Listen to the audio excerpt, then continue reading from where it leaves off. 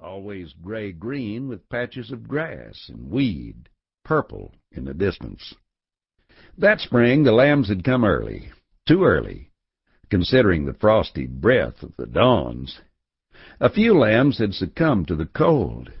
Many, a pink and white little lamb, had been tenderly folded in Nophie's blanket and warmed and cared for until the heat of the sun made safe its return to its mother. The lambs and kids were all several days old now, fleecy and woolly, grown sturdy enough to gambol in the sage. A few were solid black, and many were all white. Some had beautiful markings, spots of black on white, and 4 black feet and 2 black ears. One was pure white with a black face. Another was all black except for a white tail. The dead stillness of the desert dawn was often pierced by the sweet, high-pitched bleat of these lambs and kids.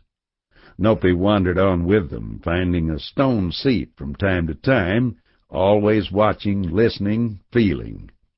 He loved the flock, but did not know that. His task was lonely, but he did not realize it. The flock leisurely traveled on, a white-dotted moving mass against the background of gray, tearing at the sage, nipping the weeds.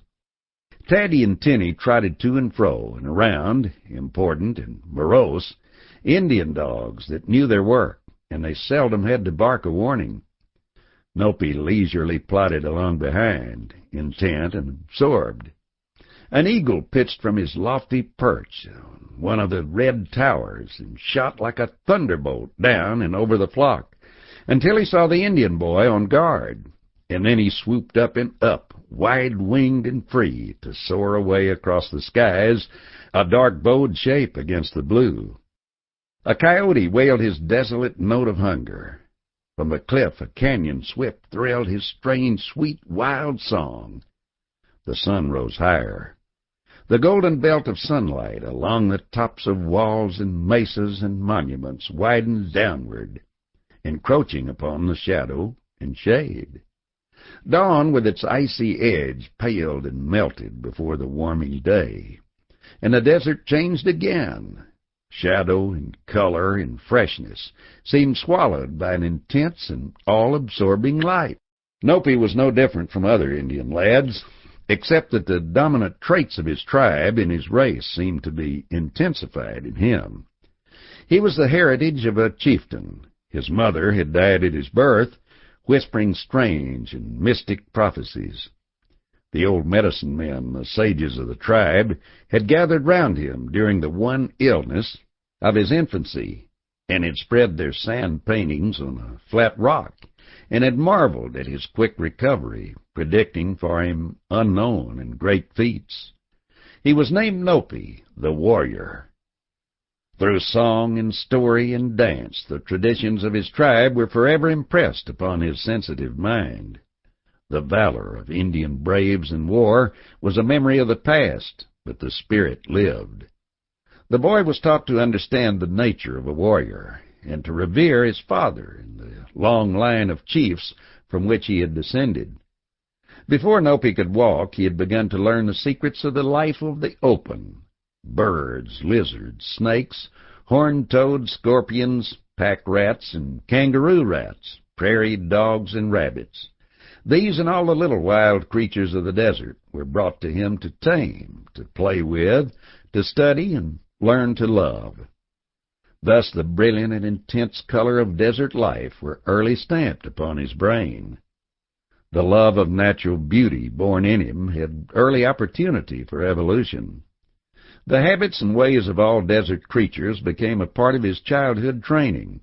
Likewise, the green covering of the earth, in all its beauty and meaning, soon occupied its place of supreme importance in his understanding.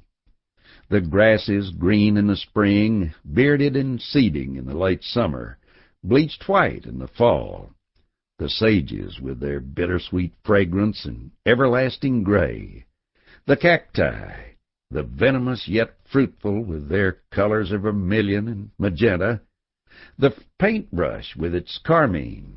The weeds of the desert, not without their use and worthiness. the flowers of the deep canyons, the mosses on the wet stones by the cliff-shaded brook, the ferns and lichens, the purple-berried cedars and the nut-bearing pinyons of the uplands, and on the mountains the great brown-barked pines, stately and noble, lords of the heights. Next in order, Nophaie learned the need and thrill and love of the hunt. By his own prowess as a hunter, he must someday survive. The tracks and signs and sounds and smells of all denizens of his desert environment became as familiar to him as those of his hogan. Nophaie wandered on with his sheep, over the sage and sand, under the silent, lofty towers of rock. He was unconsciously and unutterably happy because he was in perfect harmony with the reality and spirit of the nature that encompassed him. He wandered in an enchanted land of mystery upon which the Great Spirit looked with love. He had no cares, no needs, no selfishness. Only vaguely had he heard of the menace of the white race encroaching upon the lands of the Indian. Only a few white men had he ever seen.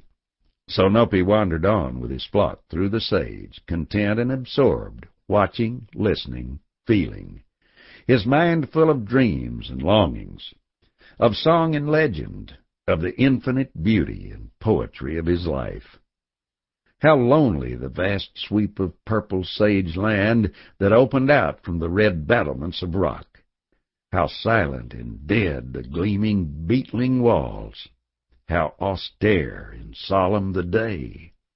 But Nophaie was never lonely. He did not understand loneliness. The soft, sweet air he breathed was rich with the whispers of spirits. Above the red wall to the west loomed up a black and white dome, a mountain height, pure with snow, fringed by pine, and this was Northis An, the home of Yutsay, the god of the Indians. He dwelt there with Yutsay Ashton, his woman, and together they had made the sun out of fire. They had made all. Yutsay was the Great Spirit, and sometimes he communed with the medicine men through their sand paintings. Nophaie that morning, as he turned from the sunrise to the looming mountain, had breathed a prayer to his Great Spirit. High Chief of the mountain, the beautiful mountain, to me tell your secrets, that it may be well before me as I go.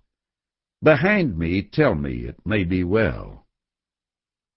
Beneath me tell me it may be well. Above me tell me it may be well. Tell me let all that I see be well. Tell me that the everlasting will be merciful toward me. Like the chief of the good, tell me that it was well with me.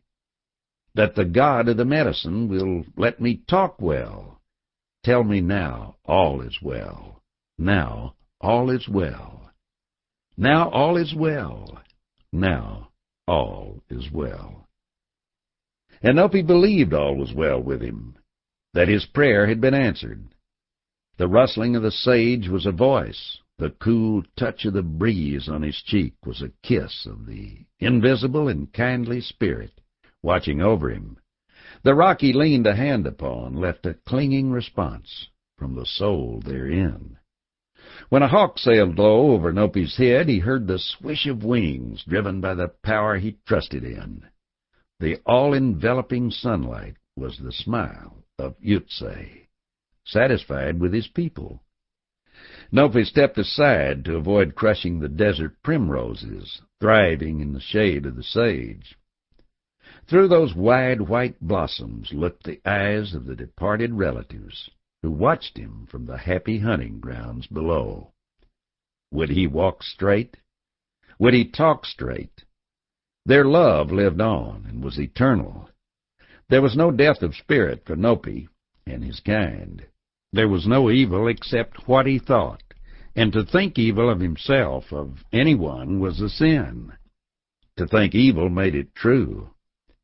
So Nophaie wandered on and on over the sage trails, proud and fierce as a young eagle, aloof and strange, dreaming